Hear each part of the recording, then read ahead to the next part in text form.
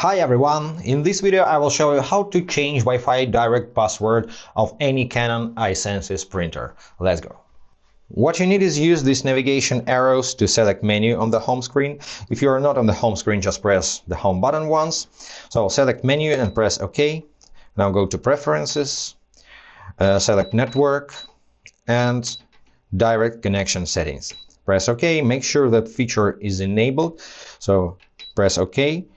Use direct connection, switch to on and press OK, settings applied. And now go to access point mode settings.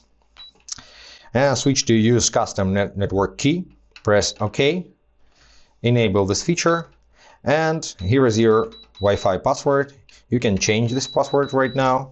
So to delete symbols, use this C button, delete everything. Now you can switch entry mode. So you can switch to small letters, to digits, or to capital letters.